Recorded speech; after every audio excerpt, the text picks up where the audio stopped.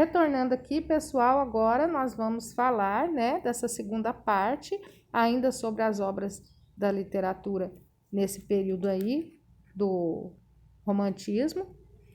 Na Europa, os livros Manon Lescaut, do Árabe Provost, de 1731, e a História de Tom Jones, de Henry Fielding, 1749.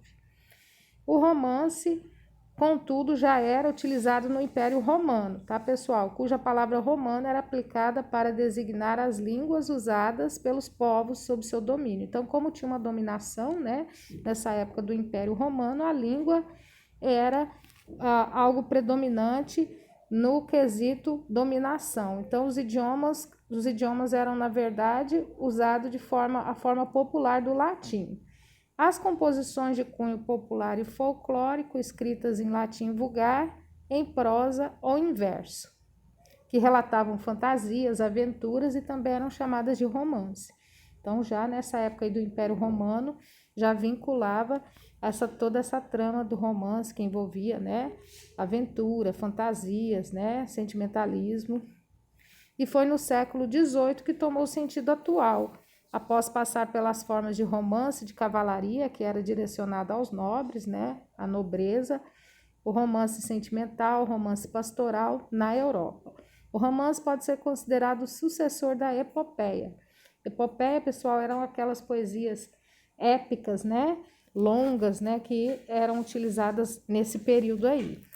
Agora, as principais características da literatura romântica desse período, principalmente, foi a oposição aos modelos clássicos, como eu coloquei para vocês, né? Então, era muita formalidade nas obras, né? Tanto na pintura, na cultura, escultura, como também na escrita das obras literárias.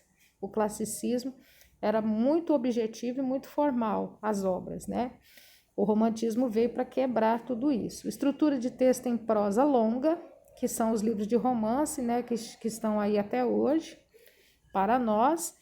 Então, texto em prosa é o texto feito com o diálogo dos personagens, né? Que a prosa é uma conversa, desenvolvimento de um núcleo central, que são os personagens, né? Que são divididos nos núcleos. Narrativa ampla, refletindo uma sequência de tempo, né? Começo, meio e fim, toda a história apresenta. O indivíduo ele passa a ser o centro das atenções. No romantismo, surgimento de um público consumidor, folhetim, né, que naquela época, como não havia o romance televisionado, que são as novelas, naquela época o folhetim era a antiga novela que nós chamamos hoje, né, só que era veiculada de uma forma escrita. Uso de versos livres e versos brancos. Os versos livres, pessoal, são os versos que não precisam de estrofes, né? Então, no romantismo, os versos já eram escritos sem estrofe, e os versos brancos são os versos que não precisavam ter rimas mais, né? Então, o romantismo deu uma modernizada nessa questão aí dos versos. Exaltação do nacionalismo, da natureza e da pátria, essa exaltação, né? A pátria, o nacionalismo e principalmente a natureza nas obras. Idealização da sociedade, do amor e da mulher, porque começam, né, a refletir na sociedade as obras literárias nesse período. Criação de um herói nacional, como tem esse modelo até hoje, né, onde criamos assim um herói nacional, onde a gente quer um modelo, né, de herói para a sociedade. Sentimentalismo e supervalorização das emoções pessoais é uma característica básica e uma característica muito forte nessa escola literária, que é o romantismo. Subjetivismo e egocentrismo, né, voltado à subjetividade, o que tem por trás da palavra. Fuga da realidade. Então, nas obras literárias, apresenta muito essa questão da fuga da realidade, nas fantasias, né, nas histórias, nas idealizações descritas em vários romances. E finalizando, pessoal, oposição ao clássico, né, que eu falei para vocês, que o movimento romancista ele veio totalmente em oposição ao classicismo, né? E essa maneira e modelo de antiguidade clássica foram substituídas pelos da Idade Média quando surgiu, né, a burguesia, nesse contexto histórico. A arte que antes era de caráter nobre e erudita passa a valorizar o folclórico e o nacional. Então, pessoal, como as obras eram voltadas mais à nobreza, né?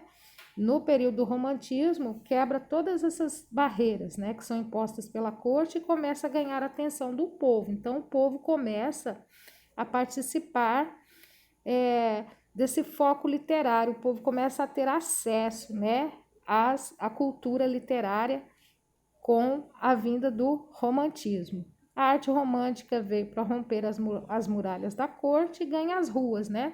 Ganhando as ruas, liberta-se das exigências dos nobres, que pagavam sua produção e passa a ter um público anônimo, que é o povo. É o surgimento do público consumidor, impulsionado no Brasil pelo folhetim, uma literatura mais acessível. Então, como não tinha novela televisionada, o folhetim antigamente, né, folhetim é conhecido como novela. E naquela época era escrita, porque não tinha como terem acesso, né, a vídeos, a produções como hoje. Na prosa, o aspecto formal do classicismo é deixado de lado. O mesmo ocorre com a poesia, com os versos livres, né, que sem estrofes, né, sem estrofação. E a poesia também é caracterizada pelo verso branco. O verso branco, que eu expliquei para vocês, é sem rima, né? O romantismo veio para modernizar essa parte aí.